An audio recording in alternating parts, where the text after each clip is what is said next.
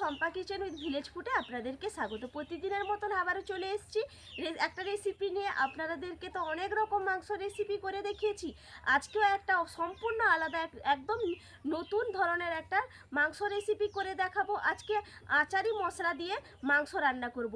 একদম অসম্ভব সুন্দর লাগে, একদম ভিন্ন স্বাদের। আপনারা অবশ্যই দেখতে থাকুন, আর ভালো লাগলে আমার চ্যানেলটা সাবস্ক্রাইব করে রাখবেন, লাইক দিয়ে ফুল ওয়াচ করে দেখে নেবেন। চলুন এরপর আমি কি করে বানাচ্ছি আপনারা দেখতে থাকুন। এখানে মাংস নিয়েছি, ধুয়ে পরিষ্কার করে নিয়েছি। এখানে 1 কেজি মাংস আছে, একটু বড় বড় সাইজ করে নিয়ে চলে এসেছি। আর এখানে আচারি মশলা জন্য, মাংসটার তো নাম আচারি মশলা, আচারি মশলা দিয়ে করব বলে এখানে মশলা নিয়েছি। শুকনো লঙ্কা, কালো জিরে নিয়েছি, মেথি, কালো সর্ষে লাগছে, এখানে সাদা জিরে। এগুলো শুকনো কড়াই একটু নেড়ে নিতে হবে। আগে থেকে উনুনটা ধরিয়ে কড়াইটা চাপিয়ে দিয়েছি, কড়াইতে দিয়ে দেব। শুকনো কড়াইয়ের মধ্যে দিয়ে দিয়েছি সাদা জিরে, আর দিয়ে দেব শুকনো লঙ্কা, কালো জিরে, মেথি, কালো সর্ষে একসঙ্গেই ভালো করে নেড়ে নেব।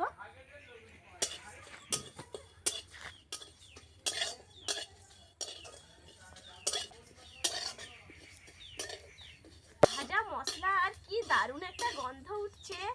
আচারি চিকেন বলে কথা, নামটা যেরকম সুন্দর, আর খেতে তো কি বলবো, এত সুন্দর হয়। আপনারা অবশ্যই ট্রাই করবেন, আর দেখতে থাকুন আমি কি করে বানাচ্ছি। আর মশলার গন্ধ পুরো মম করছে, ভাজাও হয়ে গেছে, ফটফট করে শব্দ উঠছে। এরপর আমি তুলে নিচ্ছি, শিলনোড়ায় আমি গুঁড়ো করে নেব।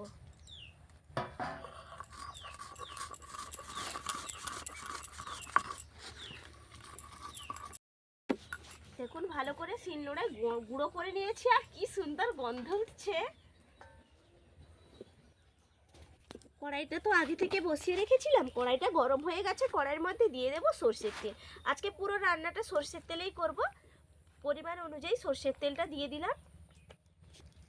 তেলটা গরম হয়ে গেছে, তেলের মধ্যে দিয়ে দিচ্ছি পেঁয়াজ কুচি। আপনারা পরিমাণ অনুযায়ী পেঁয়াজ কুচিটা দেবেন। এখানে 1 কেজি মাংস দিয়েছি, সেই পরিমাণ কিন্তু পেঁয়াজ কুচিটা নিয়ে নেবেন। ভালো করে একটু ভেজে নেব। দেখুন লাল লাল করে আমি ভেজে নিয়েছি। এরপর দিয়ে দিচ্ছি এলাচের মুখগুলো ফাটিয়ে নিয়েছি, এলাচ দানা দিয়ে দিলাম। ভালো করে একটু নাড়িয়ে দেব। পেঁয়াজটা ভালো করে ভেজে নিয়েছি।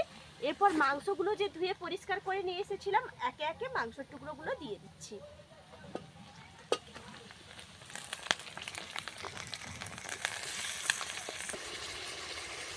পেঁয়াজটা দিয়ে দিয়েছি, এরপর একটু ভালো করে আমি নাড়িয়ে নেব।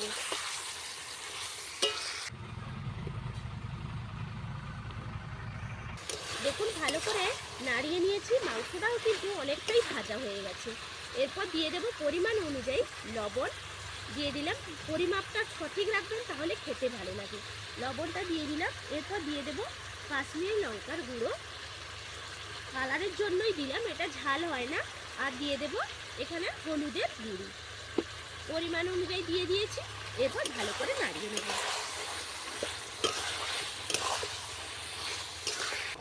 এরপর দিয়ে দেবো, এখনো পর্যন্ত আদা রসুন একটুও ব্যবহার করিনি। এরপর কষানোর ওপরেই কিন্তু দিয়ে দেব রসুন বাটা, আদা বাটা, আর দিয়ে দেব সঙ্গে টমেটো দুটো এরকম হাফ হাফ করে কেটে নিয়েছি। এরকমই কিন্তু দেবেন, তাহলে ভালো লাগে খেতে। এরপর কষিয়ে নিচ্ছি। কষাতে কষাতে মাংসটাও হয়ে যাবে, আদা রসুনের গন্ধটাও মরে যাবে, আর খেতে কি ভালো লাগে কি বলবো। দেখুন কষাতে কষাতে তেলও কতটা ছেড়ে দিয়েছে, আর কালারটা কতটা সুন্দর এসছে। আদা রসুনের গন্ধটা একদম মরে গেছে। এই সময় আমি দিয়ে দেব ক্যাপসিকাম কুচি, একটু লম্বা লম্বা করে কেটে নিয়েছি, ক্যাপসিকাম কুচি দিয়ে দিলাম। আর একটু ঝালের জন্য কাঁচা লঙ্কা দিয়ে দিলাম। আপনারা যেরকম ঝাল খাবেন সেই রকম ঝালটা দেবেন। দিয়ে দিলাম। এরপর ভালো করে কষাতে থাকবো। দেখুন কষাতে কষাতে কতটা সুন্দর কালার চলে এসছে, আর দেখতে কতটা লোভনীয় লাগছে। এরপর দিচ্ছি 1 চামচ, ছোট চা চামচের আমচুর পাউডার। আমচুর পাউডারটা অবশ্যই দেবেন, তাহলে খেতে ভালো লাগবে। আমচুর পাউডারটা দিয়ে দিলাম।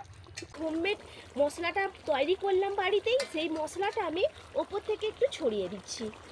এভাবে ছড়িয়ে দিলাম মশলাটা, তারপরে খুন্তি দিয়ে আমি নাড়িয়ে নেব। অসাধারণ একটা মশলাটা দিতে গন্ধ বেরিয়েছে। আর এই সময় একটা ঢাকা চাপা দিয়ে দেবো, একটা ঢাকনা নিয়েছি, ঢাকা চাপা দিয়ে দিচ্ছি, তাহলে গন্ধটাও একদম পারফেক্টভাবে হয়ে ঢুকে যাবে মাংসর মধ্যে, আর মশলাটাও মিশে যাবে, আর খেতে কতটা সুন্দর লাগবে। আর যেইটুকু কুক হতে বাকি আছে একদম পারফেক্টভাবে হয়ে যাবে। দেখুন ঢাকা চাপাটা খুলে দেখিয়ে দেবো কেমন হয়েছে। দেখুন কতটা সুন্দর হয়েছে, একটুও জল ব্যবহার করিনি, তার থেকে যেই জলটা বেরিয়েছে আর তেলটা বেরিয়েছে দেখুন সেইটাই কিন্তু একদম রান্না হয়ে গেছে, আপনারা দেখেই বুঝতেই পারছেন। আর কতটা সুন্দর হয়েছে দেখুন, টমেটোগুলো একদম কিন্তু কুকও হয়ে গেছে, দেখুন সেদ্ধ হয়ে গেছে একবারে। একদম রেডি আজকের মশলাদার আচারি চিকেন, একদম রেডি। আর নামানোর আগে একটু সেই হোমমেড মশলাটা আমি ছড়িয়ে দেব, দিলে গন্ধটা একদম পারফেক্ট হবে। একবার তো দিয়েছিলাম কষানোর আগে, আবার ওপর থেকে একটু ছড়িয়ে দিলাম। একদম রেডি। আপনাদের দাদাভাই না বাড়িতে আজকে নেই, গাড়ি নিয়ে একটু বেরিয়ে গেছে, এলে একসঙ্গে খাবো। অনেক এক দিদিভাই মেসেজ করে বলেন দাদাভাইকে খুব মিস করেন খাওয়া দাওয়াটা। আপনাকে অসংখ্য ধন্যবাদ দিদিভাই, আপনি পুরো ভিডিওটা যে দেখেন সেটাই বোঝা যায়, এরকম কিন্তু কেউ আর মেসেজ করে না। অসংখ্য আপনাকে ধন্যবাদ। আর আপনাদের দাদাভাইয়ের সঙ্গে একসঙ্গেই খাবো মজা করে। আজকে এই পর্যন্ত, আপনারা অবশ্যই বানিয়ে নেবেন, আর কম সময়ের মধ্যে একদম পারফেক্টভাবে হয়ে যাবে। আর সবাই ভালো থাকবেন, সুস্থ থাকবেন, টাটা।